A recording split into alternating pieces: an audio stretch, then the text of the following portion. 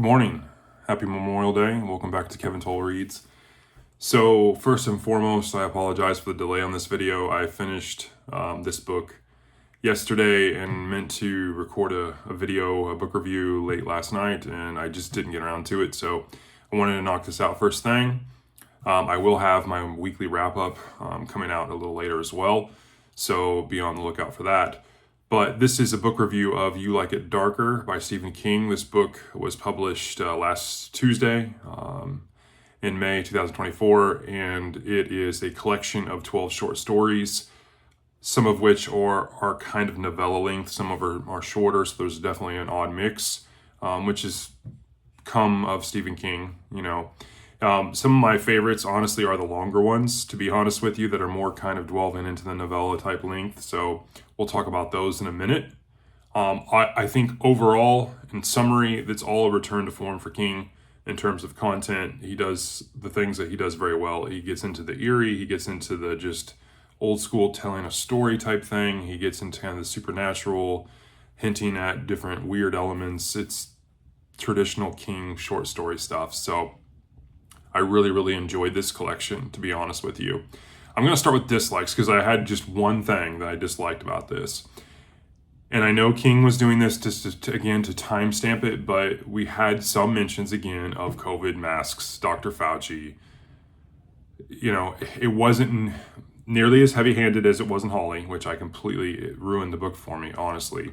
But, we did have several mentions of masks and COVID, one mention of Trump, one mention of Dr. Fauci. I know he was just doing it just to kind of solidify the time and place some of these stories were taking place in, but it's a turn off. Maybe it's me and I just can't get past my belief about the whole thing, but it is what it is. That was really my only dislike. I'm a huge fan of short stories. Obviously, Stephen King's my favorite writer, so there's a lot to like. I'm going to talk about now 6 of the different stories in a little more detail that were my kind of favorites. So I definitely like, half of them were top notch for me, and I'm going to talk about them. The other half I thought were good, and then we'll talk about the rating at the end. But first and foremost, we start the collection with the story Two Talented Bastards. And I thought this was a great, great story. It gave me a lot of Dreamcatcher vibes. There's several Dark Tower references about suicide stairs from like Wendy's Button Box. There's the deadlights from It. And it's obviously a Castle Rock story, which several of these had mentions to Gate Falls, Castle Rock. So it's all in that King multi-universe area in Maine. Although a couple of them took place in Kansas, which was a story I liked. And then there was the sequel to Cujo was down in Florida by the Keys, and Dune Key was mentioned, but we'll get to that in a minute. Two Talented Bastards basically is a story around two brothers that are older, and kind of their son is the dad's caregiver, and the dad's passing. The son uncovers kind of how his dad and brother kind of come by their special talents. The brother was a painter. His dad was this talented writer.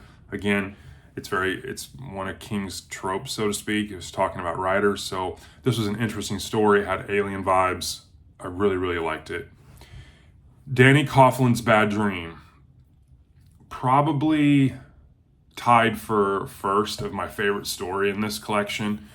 I thought this was great. It gave me really a lot of Dead Zone vibes. And, you have Danny Coughlin, who's this janitor, seems like a pretty straight and narrow guy, pretty conservative guy, and all of a sudden he has this dream about this girl that was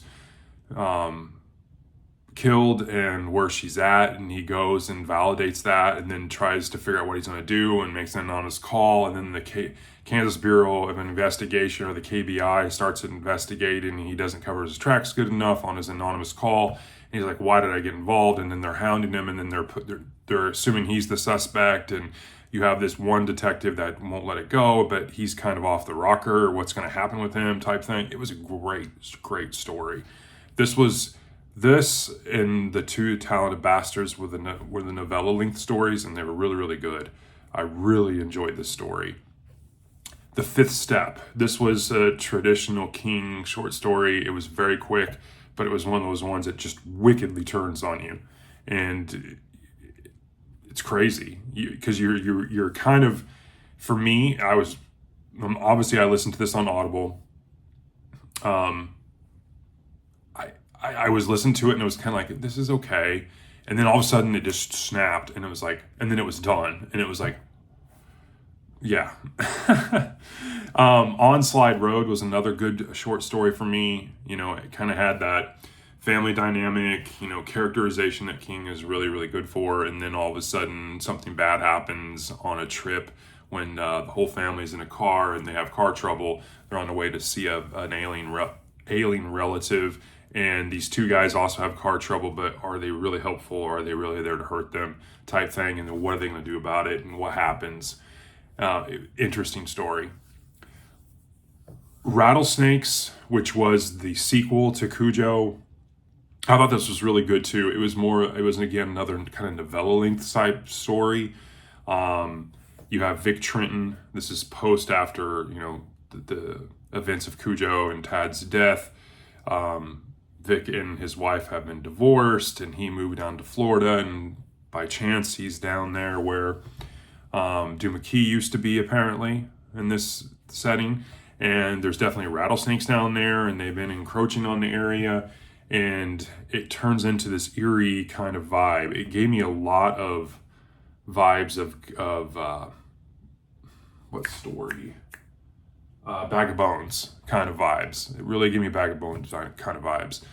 The really cool thing, though, is at the end they made these hints about, bringing back the area and, redoing, dredging the area to bring Dune McKee back because people with money really wanted that area. And it kind of got me hopeful, like, they're going to make a sequel to Dune McKee. That would be cool.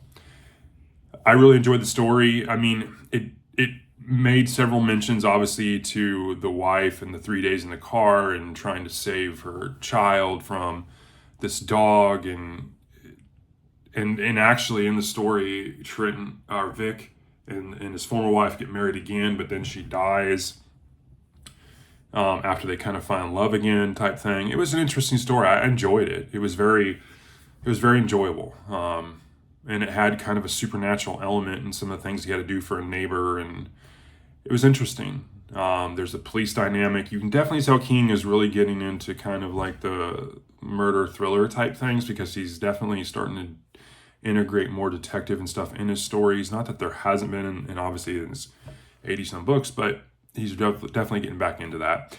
And then finally, Answer Man. This was a good one. And it was towards the end. I really think it was actually the last story. Answer Man and the Two Talent Bastards bookmarked this collection, and they were really, really good.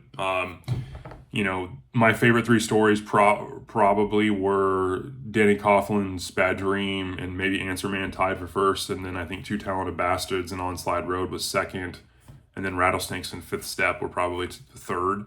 Kind of a tie for each position type thing. But with The Answer Man, yeah, I was totally vibing on, this is kind of a different twist on Fair Extension from Full Dark, No Stars. And it kind of was that, how in Full Dark, No Stars, you had this guy that, makes a trade and take away some ailment or something, and they're getting a fair trade type thing. Well, this guy was an answer man. If you pay him, he'll answer questions for you, and you for 5 minutes or 3 minutes, and it was very interesting. But then when the time's done, then everything kind of evolves, and he goes on to say the second time he sees this answer man that it's kind of a stop in reality. So it was a very eerie kind of weird tale, and it was very, very good. And there was definitely some conflict, and I really, really enjoyed this. Overall, again, I tore through this in the midst of a lot of personal stuff going on, and I got it done. I'm glad I did. Again, I'm back to saying I read everything Stephen King's wrote. But I really, really enjoyed this. I give this a 4.5 out of 5. It was really enjoyable. Probably would have been higher, for just from some nitpicking that I did. A couple of the stories were okay.